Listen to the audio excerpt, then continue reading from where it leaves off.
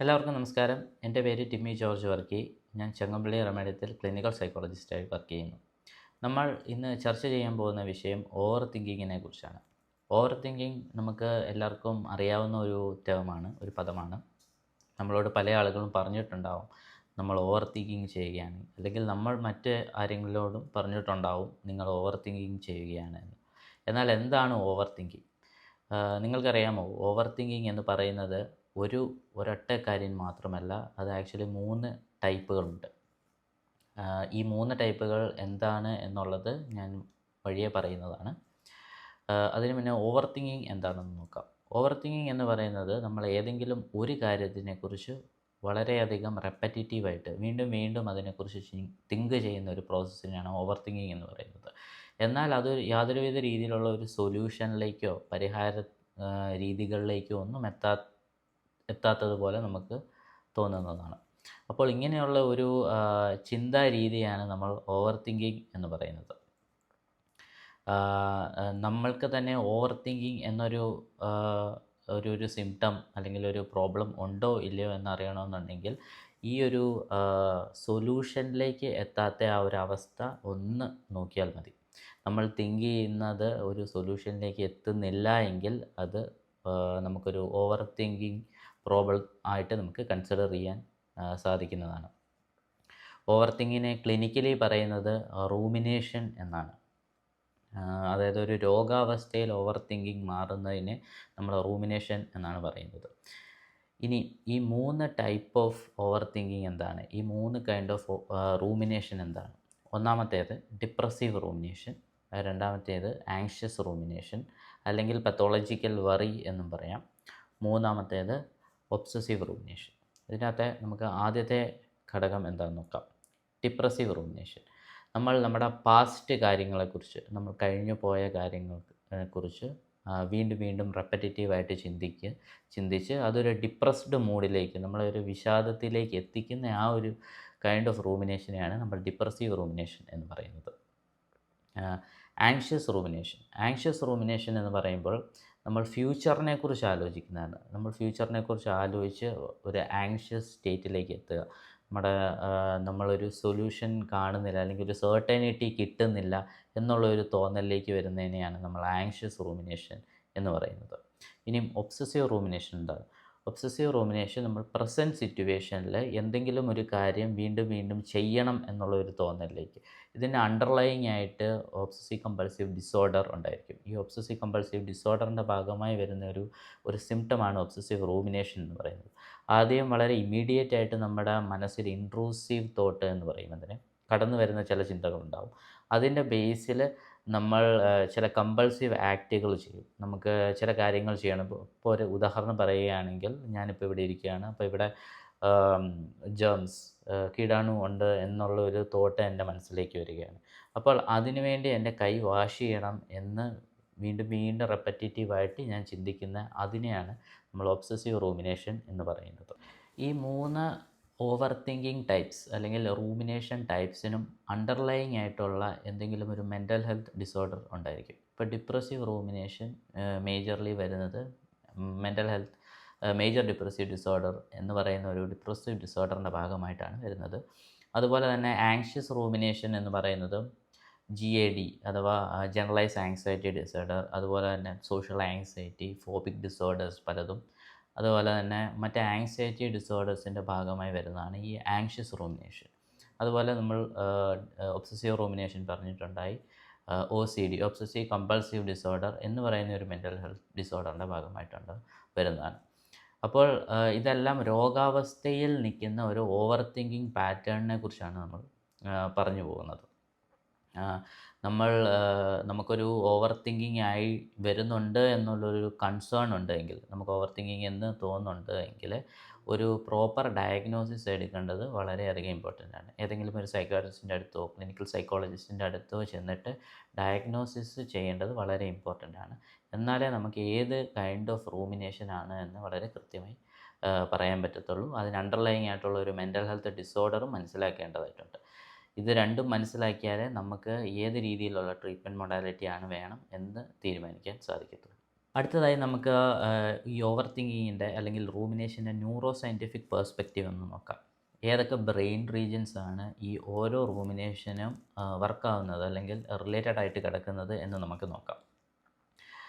ഒരു സർപ്രൈസിങ് ആയിട്ടുള്ള ഒരു ഫാക്റ്റ് എന്താണെന്ന് പറഞ്ഞാൽ ഈ 3 കൈൻഡ് ഓഫ് ഓവർ തിങ്കിങ്ങിനും 3 കൈൻഡ് ഓഫ് ബ്രെയിൻ പാർട്സ് ആണ് ഒന്നെങ്കിൽ ഡിസ്റെഗുലേറ്റഡ് ആയിട്ട് കിടക്കുന്നു, അല്ലെങ്കിൽ ഫങ്ഷണൽ കണക്ടിവിറ്റി വളരെ ഹൈപ്പർ റെസ്പോൺസീവ് ആയിട്ട് കിടക്കുന്നു എന്നുള്ള രീതിയിൽ കിടക്കുന്നത്. അപ്പോൾ ഈ 3 റൂമിനേഷൻ്റെയും ബ്രെയിൻ പാർട്സ് അല്ലെങ്കിൽ ബ്രെയിൻ ഏരിയാസ് എന്തൊക്കെയാണെന്ന് നോക്കാം. ആദ്യത്തെ ഡിപ്രസീവ് റൂമിനേഷനാണ്. ഡിപ്രസീവ് റൂമിനേഷൻ പ്രധാനമായി 2 ബ്രെയിൻ ഏരിയാസ് ആണുള്ളത്. ഒന്ന് ഡിഫോൾട്ട് മോഡ് നെറ്റ്വർക്ക് എന്ന് പറയുന്ന ഒരു ബ്രെയിൻ ഏരിയ, അതുപോലെ സബ്ഗിനുവൽ പ്രീഫ്രോണ്ടൽ കോർട്ടെക്സ് അല്ലെങ്കിൽ സബ്ഗിനുവൽ ആൻറ്റീരിയർ സിംഗുലേറ്റ് കോർട്ടെക്സ് എന്ന് പറയാം. ഈ പ്രീഫ്രോണ്ടൽ കോർട്ടെക്സ് എന്ന് പറഞ്ഞാൽ ബ്രെയിനിൻ്റെ ഫ്രോണ്ടൽ ഭാഗത്ത് നിലനിൽക്കുന്ന ഒരു ഏരിയയാണ്. അതുപോലെ തന്നെ ഡിഫോൾട്ട് മോഡ് നെറ്റ്വർക്ക് എന്ന് പറയുന്നത് പല ബ്രെയിൻ റീജിയൻസിനെ കണക്ട് ചെയ്യുന്ന ഒരു സർക്യൂട്ടാണ്. ഈ 2 ബ്രെയിൻ റീജിയൻസിനും തമ്മിലൊരു കണക്ഷനുണ്ട്. സബ്ഗിനുവൽ പ്രീഫ്രോണ്ടൽ കോർട്ടെക്സിൽ നിന്ന് ഡിഫോൾട്ട് മോഡ് നെറ്റ്വർക്കിലേക്ക് ഒരു കണക്ഷനുണ്ട്. ഇവിടെ ഈ ഒരു കണക്ഷൻ്റെ ഫങ്ഷണൽ കണക്ടിവിറ്റി വളരെ ഹൈപ്പർ റെസ്പോൺസീവ് ആകുമ്പോഴാണ് ഈ ഡിപ്രസീവ് റൂമിനേഷൻ ഉണ്ടാകുന്നത്. സബ്ഗിനുവൽ പ്രീഫ്രോണ്ടൽ കോർട്ടെക്സിൻ്റെ പ്രധാന ഫങ്ഷൻ എന്ന് പറഞ്ഞാൽ നമ്മുടെ ഇൻറ്റേർണൽ തോട്ട്സ്, നമ്മുടെ ചിന്തകൾക്ക് ഒരു ഇമ്പോർട്ടൻസ് കൊടുക്കുക, ഈ ചിന്തയ്ക്ക് കൂടുതൽ ഇമ്പോർട്ടൻസ് കൊടുക്കണം എന്ന് പറയുന്ന ഒരു ഏരിയയാണ് സബ്ഗിനുവൽ പ്രീഫ്രോണ്ടൽ കോർട്ടെക്സ്. സപ്പോസ് നമുക്കൊരു ഡിപ്രസീവായിട്ടുള്ള ഒരു തോട്ട് വരികയാണ്. സപ്പോസ് അതൊരു ത്രെട്ട് റെസ്പോൺസ് അല്ലെങ്കിൽ പണ്ട് നമ്മുടെ ജീവിതത്തിൽ സംഭവിച്ച എന്തെങ്കിലും ഒരു പ്രോബ്ലത്തെ സംബന്ധിച്ചിടത്തോളം ഉള്ളതായിരിക്കും. അപ്പോൾ അതിന് ഇമ്പോർട്ടൻസ് കൊടുക്കുന്നത് ഈ സബ്ഗിനുവൽ പ്രീഫ്രോണ്ടൽ കോർട്ടെക്സ് ആണ്. DMN എന്ന് പറയുന്ന ഡിഫോൾട്ട് മോഡ് നെറ്റ്വർക്ക്, ഇതിൻ്റെ പ്രധാന ഫംഗ്ഷൻ എന്ന് പറഞ്ഞാൽ ഒരു കൈൻഡ് ഓഫ് ഡേ ഡ്രീമിങ് അല്ലെങ്കിൽ സെൽഫ് റെഫറൻഷ്യൽ തോട്ട്, നമ്മളെക്കുറിച്ച് തന്നെ നമ്മൾ ഒരു റെസ്റ്റ് സ്റ്റേറ്റിൽ നിൽക്കുമ്പോൾ ചിന്തിക്കുന്ന ഒരു അവസ്ഥയാണ് ഈ ഡിഫോൾട്ട് മോഡ് നെറ്റ്വർക്കിൻ്റെ ഫംഗ്ഷൻ. നമ്മളിപ്പോൾ റെസ്റ്റ് മോഡിലിരിക്കുകയാണ്, നമ്മൾ ജസ്റ്റ് റെസ്റ്റ് എടുക്കുമ്പോൾ നമ്മൾ അറിയാതെ ഒരു ചിന്താ രീതിയിലേക്ക് പോകും. നമ്മളതിനെ ഡേ ഡ്രീമിങ് എന്നാണ് പറയുന്നത്. അത് എപ്പോഴും നമ്മുടെ ലൈഫിനെ സംബന്ധിച്ചിടത്തോളം ഉള്ളതായിരിക്കും. നമ്മുടെ ലൈഫിൻ്റെ പാസ്റ്റ്, പ്രസൻറ്റ് ആൻഡ് ഫ്യൂച്ചർ ഇതെല്ലാം കണക്ട് ചെയ്തുകൊണ്ടിരിക്കുന്ന ഒരു ചിന്താ രീതിയായിരിക്കും ഈ ഡിഫോൾട്ട് മോഡ് നെറ്റ്വർക്കിൻ്റെ ഫംഗ്ഷൻ എന്ന് പറയുന്നത്. അപ്പോൾ ഈ സബ്ഗിനുവൽ പ്രീഫ്രോണ്ടൽ കോർട്ടെക്സ് ചില ചിന്തകൾക്ക് വളരെ ഇമ്പോർട്ടൻസ് കൊടുക്കുമ്പോൾ DMN അതിനെ ഒരു ഡിപ്രസീവ് ലൂപ്പിലേക്ക് കൊണ്ടുപോകും, ഒരു ഡിപ്രസീവ് റൂമിനേഷൻ ടെൻഡൻസിയിലേക്ക് കൊണ്ടുപോകും. ഇതാണ് ആക്ച്വലി ഒരു ഡിപ്രസീവ് റൂമിനേഷൻ്റെ ന്യൂറോ സയൻറ്റിഫിക് പേഴ്സ്പെക്റ്റീവ് എന്ന് പറയുന്നത്. അടുത്തതായി ആങ്ഷ്യസ് റൂമിനേഷൻ്റെ ന്യൂറോ സയൻറ്റിഫിക് പേഴ്സ്പെക്റ്റീവാണ്. ഈ ആങ്ഷ്യസ് റൂമിനേഷനിൽ ഇൻവോൾവ് ആയിരിക്കുന്ന 2 ബ്രെയിൻ റീജിയൻസ് എന്ന് പറയുന്നത് വെൻട്രോലാറ്ററൽ പ്രീഫ്രോണ്ടൽ കോർട്ടെക്സ് അഥവാ VLPFC എന്ന് ഷോർട്ട് ഫോമിൽ പറയാം, അതുപോലെ അമിഗ്ഡല. ഈ അമിഗ്ഡല എന്ന് പറയുന്നത് ലിംബിക് സിസ്റ്റം, ബ്രെയിനിൻ്റെ ഒരു ഇമോഷണൽ റെസ്പോൺസീവ്നെസ് അല്ലെങ്കിൽ ഇൻസ്റ്റിങ്ച്വലായിട്ടുള്ള റെസ്പോൺസീവ്നെസ്സിൻ്റെ ഒരു ഭാഗമായിട്ട് വരുന്ന ഒരു ഏരിയയാണ് അമിഗ്ഡല. നമ്മുടെ ഇമോഷണൽ റെസ്പോൺസിന് ഏറ്റവും ഇമ്പോർട്ടൻ്റ് ആയിട്ടുള്ള ഒരു ഏരിയ അമിഗ്ഡലയാണ്.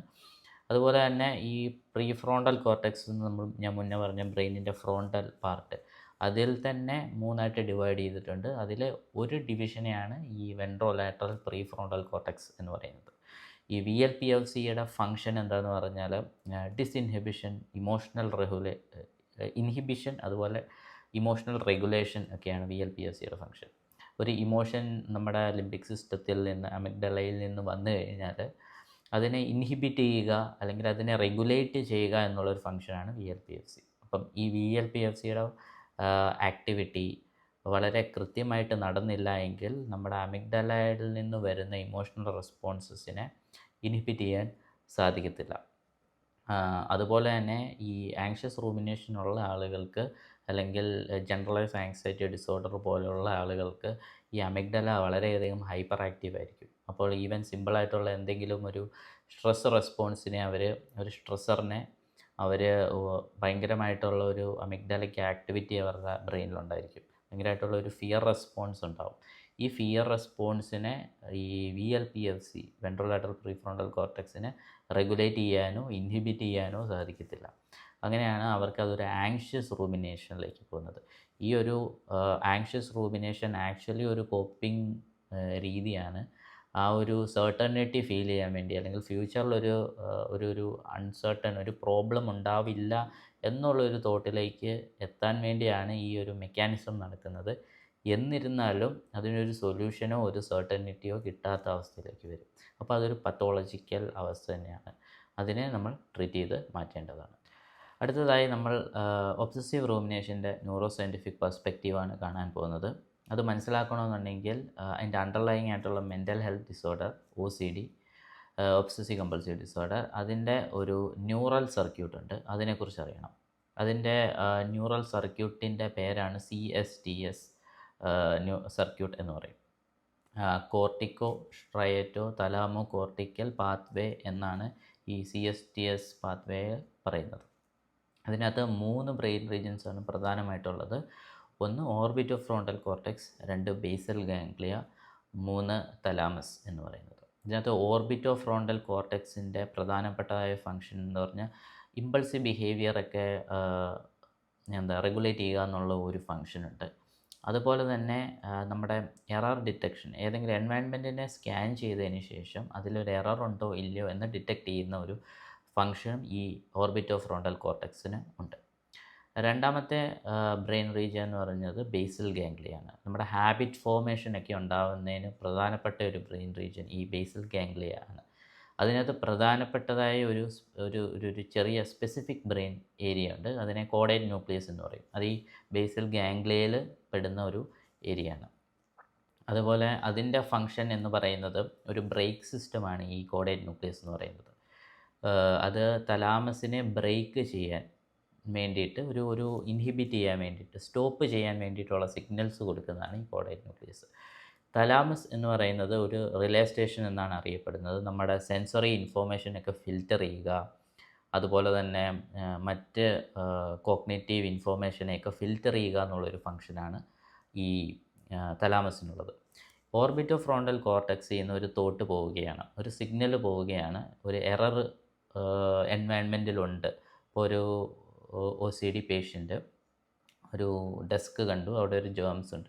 അപ്പോൾ ഈ OFC എന്ത് ചെയ്യും, അവിടെ ഒരു എറർ ഉണ്ട് എന്നുള്ളൊരു സിഗ്നൽ ഈ തലാമസിന് കൊടുക്കും. അപ്പോൾ കോഡേറ്റ് ന്യൂക്ലിയസ് വഴി ആ ഒരു ലൂപ്പ് പോകുമ്പോൾ കോഡേറ്റ് ന്യൂക്ലിയസ് ആണ് ആക്ച്വലി അത് ഫിൽറ്റർ ചെയ്തതിന് ശേഷം ഈ പറയുന്ന പോലെ തലാമസിനെ ഒന്ന് സ്റ്റോപ്പ് ചെയ്യേണ്ട സിഗ്നൽ കൊടുക്കേണ്ടത്. എന്നാൽ അത് ആക്ച്വലി സ്റ്റോപ്പ് ചെയ്യാനുള്ള സിഗ്നൽസ് അല്ല, പകരം അത് അറിയാതെ തലാമസ് ഹൈപ്പർ ആക്റ്റീവായിട്ട് പോകുന്ന ഒരു റെസ്പോൺസാണ് OCD പേഷ്യൻസിൽ കാണുന്നത്. ഈ തലാമസ് വീണ്ടും തിരിച്ചൊരു സിഗ്നൽ OFCക്ക് കൊടുക്കും, എറർ റിസോൾവ് ആയിട്ടില്ല, അവിടുന്ന് ആ ഡെസ്കിൽ ഉള്ള ആ ജേംസ് മാറിയിട്ടില്ല, ഇല്ലെങ്കിൽ അതിനുള്ള ഒരു സൊല്യൂഷനിലേക്ക് എത്തിയിട്ടില്ല എന്നുള്ളൊരു സിഗ്നൽ കൊടുക്കും. അപ്പോൾ എന്ത് സംഭവിക്കും, ഈ ഒരു ലൂപ്പ് ഇങ്ങനെ കണ്ടിന്യൂസ് ആയിട്ട് നടന്നുകൊണ്ടിരിക്കും. ആക്ച്വലി ഈ ഒരു ലൂപ്പ് ഇങ്ങനെ കണ്ടിന്യൂസ് ആയിട്ട് നടക്കുന്നതുകൊണ്ടാണ് ഒബ്സസീവ് പേഷ്യൻസിന് ഈ ഒരു ഇൻട്രൂസീവ് തോട്ട്സ് അതിങ്ങനെ കണ്ടിന്യൂ ആയി അല്ലെങ്കിൽ റെപ്പറ്റേറ്റീവായിട്ട് ഇങ്ങനെ നടന്നുകൊണ്ടിരിക്കുന്നത്.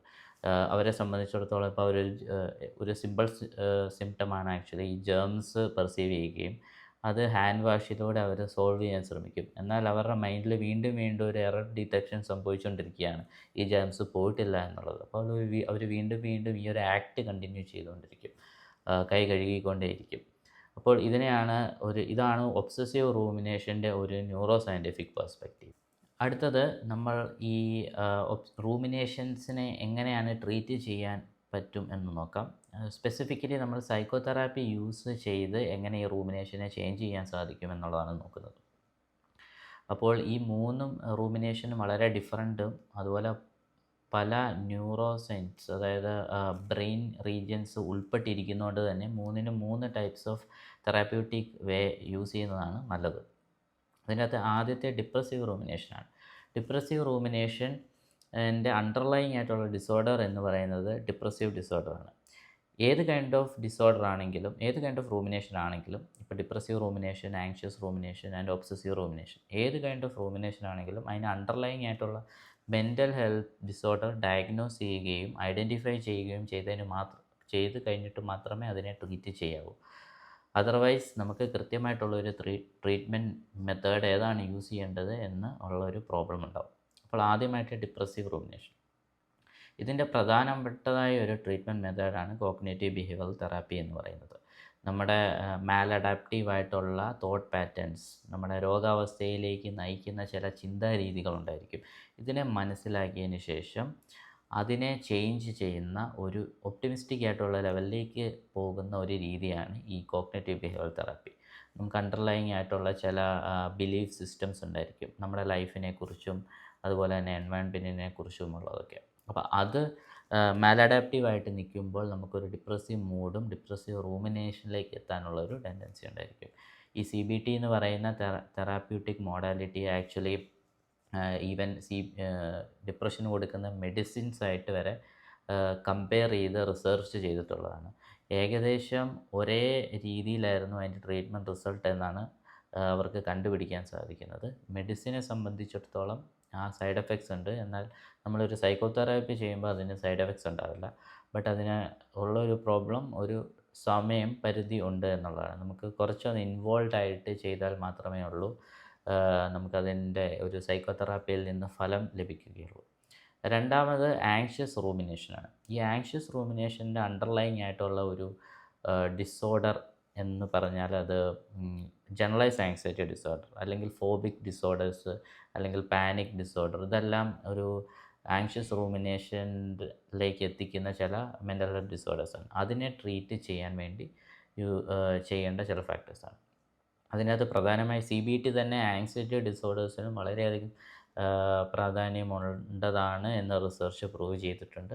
അതുപോലെ തന്നെ നമുക്ക് MBSR, mindfulness based stress reduction എന്ന് പറയുന്ന ഒരു തെറാപ്യൂട്ടിക് മോഡാലിറ്റിയും കൂടെ ഇതിൽ ചെയ്യാവുന്നതാണ്. അതിനകത്ത് അണ്ടർലൈങ് ആയിട്ട് ആങ്സൈറ്റി ഉണ്ടാക്കുന്ന ചില സ്ട്രെസ്സേഴ്സിനെ മെയിൻറ്റെയിൻ ചെയ്യുക, അതുപോലെ തന്നെ മൈൻഡ്ഫുൾനെസ് കൊണ്ടുവരിക എന്നുള്ളതാണ്. നമ്മൾ പ്രസൻറ്റ് സിറ്റുവേഷനിൽ നമ്മുടെ ചിന്തകളെ കൊണ്ടുവരിക, നമ്മുടെ മനസ്സിനെ കൊണ്ടുവരിക, അതുപോലെ തന്നെ നമ്മുടെ ശരീരത്തിലുണ്ടാവുന്ന ചില റെസ്പോൺസസ് ഒന്ന് അനലൈസ് ചെയ്യുക എന്നുള്ള ചില രീതികളൊക്കെ ഈ മൈൻഡ്ഫുൾനെസ് തെറാപ്പിയിൽ ഉണ്ടാവുന്നതാണ്.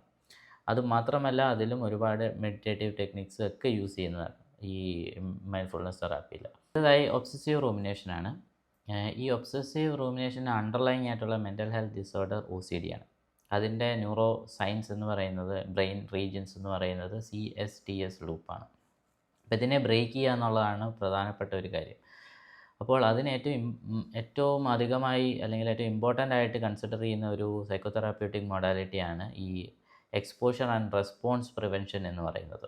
അതൊരു കൈൻഡ് ഓഫ് ട്രെയിനിങ് മെത്തേഡാണ് ഈ എക്സ്പോഷർ ആൻഡ് റെസ്പോൺസ് പ്രിവെൻഷൻ. നമ്മൾ ഡെലിബറേറ്റ് ആയിട്ട് നമുക്ക് ഈ ഒബ്സസീവ് തോട്ട്സ് അല്ലെങ്കിൽ ഇൻട്രൂസീവ് തോട്ട്സ് വരുന്ന സാഹചര്യങ്ങളിലേക്ക് എക്സ്പോസ് ചെയ്യുക നമ്മളെ.